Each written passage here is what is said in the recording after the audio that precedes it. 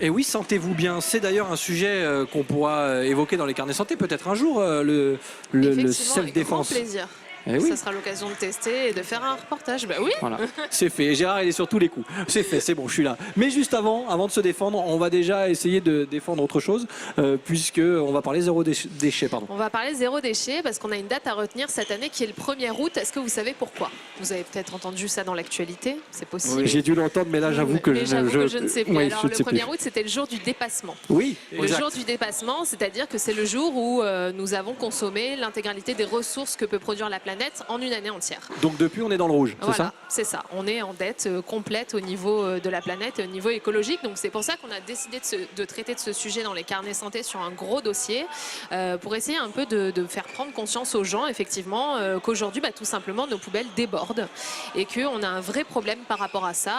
Alors oui, on sait que les industriels, on sait que le BTP a énormément de déchets, mais après ces deux plus gros corps de métier, on a nous, simples particuliers, qui produisons énormément de déchets à des chiffres assez faramineux et voilà, c'est quand même très très important.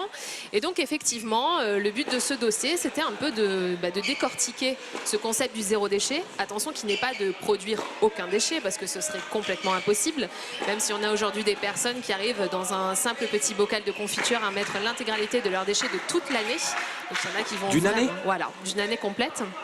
Donc c'est qu'il y a vraiment beaucoup de techniques et beaucoup de méthodes, mais avant d'en arriver là, on a surtout des bonnes pratiques, des initiatives à mettre en place au quotidien, et c'est vrai qu'on a beaucoup de choses à faire. Donc pour pas vous faire tout le long du dossier, parce que c'est quand même assez gros, j'ai décidé de vous prendre quelques bonnes initiatives du département pour vous montrer qu'avant vous, il y en a déjà beaucoup qui font plein de choses. Dites-moi, qu'est-ce qu'on vous dit à l'oreille? Chuchote à l'oreille que San Francisco est une ville zéro déchet. C'est vrai, vous avez l'info? Alors oui, effectivement, c'est une ville zéro Théo déchet. Sarfati, donc, effectivement, c'est une ville qui tend vers le zéro déchet. Après, zéro déchet, c'est pas possible. Mais bon, on va voir que les communes mettent en place effectivement beaucoup de nouveautés pour aller dans cette démarche zéro déchet qui est demandée aujourd'hui par beaucoup de particuliers. Alors, qu'est-ce qu'on a en première bonne initiative? On a beaucoup d'associations, et ça c'est super, qui s'impliquent dans le zéro déchet. Donc on a par exemple l'association qui est très connue, qui s'appelle Vie Initiative Environnement, qui avance, qui est une des pionnières du département.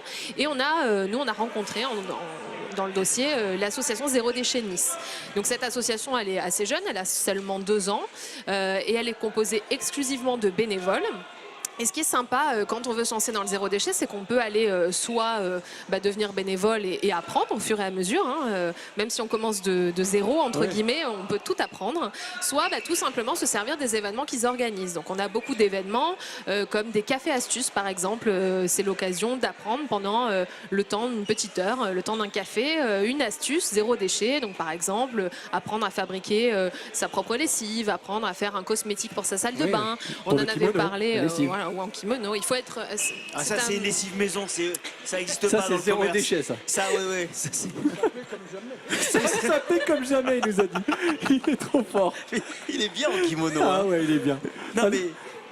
Prenez le micro si vous voulez parler. Tout le monde vient de saponite. La saponite, c'est le produit. Le savon, oui. Sapone en italien. Il le savait quand il a fait la chanson, Maître Je savais parce que je fais la foire de Paris. Non, franchement, le kimono, super. La ceinture est un peu sale, mais c'est pas grave. Je vais la blanchir. Coralie, comme votre argent, mon cher Thierry. Oh là là. Attendez. Si j'ai pas d'emmerde avant la fin de cette émission, je n'y comprends plus rien.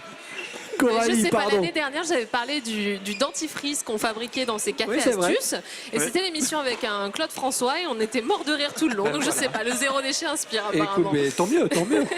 Donc effectivement, on a ces associations qui organisent plein de cafés astuces, qui font aussi beaucoup de démarches auprès des commerçants. Si vous repérez un petit sticker devant les boutiques, en fait, c'est qu'ils acceptent que vous amenez vos propres contenants, par exemple, pour éviter de repartir avec des sachets et ci et ça. Deuxième astuce assez sympathique, participer à des gratiférias. Est-ce que vous savez ce que c'est qu'une gratiféria? C'est une feria avec des gratins de pommes de terre. C'est une fête gratuite. Ah, on n'est pas loin. Une fête gratuite. Alors effectivement, qu'à la c'est une bouffe. sorte de brocante où tout est gratuit. Faire ou ne pas faire, toute la question est là. C'est-à-dire que tout est gratuit. De la personne qui veut prendre un stand pour vendre des objets et qui ne les vend pas mais qui les donne gratuitement. Oui, c'est ça, parce que pour À le coup, une on donne. personne qui vient se servir gratuitement. D'accord. Donc effectivement, on peut retrouver dans ces gratiférias des sortes de pépites parce qu'on peut se retrouver avec des gens qui se débarrassent. Je sais pas, j'ai 2 grille-pains, bah, j'aurais en laissé un qui est neuf et une personne n'en a pas, elle va venir le récupérer. Voilà, c'est un peu du troc en fait finalement. D'accord. Donc ça, c'est très sympathique aussi et ça permet effectivement de lutter un peu contre tous ces achats puisqu'on sait qu'on consomme, on n'a jamais autant consommé que ces 10 Je crois que dernières j'en ai vu années. une organisée dans la région il n'y a Donc, pas très longtemps. Ah oui, il y ouais. en avait une à la fac Valrose à Nice. Peut-être, voilà, c'est ça. Et il y en ouais. a beaucoup dans les Ça facultés commence à parce se que ça développer plaît parce que beaucoup. Ouais. ça reste encore assez rare comme opération. Mais Oui, c'est pas oui, mal. oui, tout à C'est fait. plutôt une bonne idée. Hein. Après, en autre initiative assez sympathique, vous avez les Repair Café. Alors là, c'est le principe de réparer les objets plutôt que de les jeter. Donc on a des Repair Café qui se font partout en France. C'est vraiment une initiative nationale. On en a qui se font ici. Par exemple, j'en avais il n'y a pas très longtemps à la Maison de l'Environnement à Nice. Et en 2017, les Repair Café ont sauvé mondialement 300 000 objets de la montagne des déchets. Donc c'est quand même énorme parce que vous avez sur place des gens qui touchent un peu à tout, qui aiment bien réparer. Vous pouvez arriver avec... Moi, je sais pas recoudre un bouton, par exemple, je peux aller faire recoudre un bouton au Repair Café si j'ai envie. D'accord. Donc même si je suis piètre couturière, je peux y aller. Si ma machine à café est cassée, je peux y aller.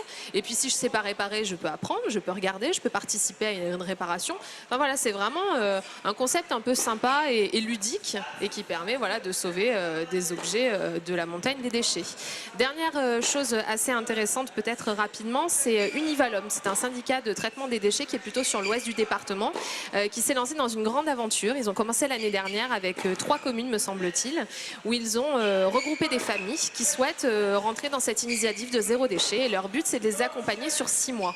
Et donc cette année, ils renouvellent l'opération avec beaucoup plus de communes. Donc ils sont du côté d'Antibes, de Mougins, etc. Donc ils prennent sous leur aile en fait des familles pendant 6 mois, ils leur donnent des astuces, ils leur organisent des événements pour vraiment les accompagner dans cette démarche zéro déchet. Et du coup, on sait que l'année dernière, sur les 53 familles accompagnées, ce qui fait 640 personnes environ, on a eu une réduction d'environ 36% de déchets ménagers, tout simplement. Donc ça fait au total 25 tonnes de déchets en moins, ce qui est assez énorme. Alors ça peut paraître petit par rapport à la planète, mais c'est un quand très même, bon début. si chacun fait un petit geste, en fait, finalement, on se rend compte qu'on peut aller loin et on verra comment rentrer dans cette démarche zéro déchet plus pratiquement l'année prochaine. L'année prochaine aussi, on pourrait y revenir, mais d'abord la effectivement, semaine prochaine. On a fait un peu de on donnera théorie. quelques astuces. Voilà, on a fait un peu de théorie avec vous aujourd'hui, Coralie. On passera à la pratique la semaine prochaine. Déjà beaucoup d'infos à retenir.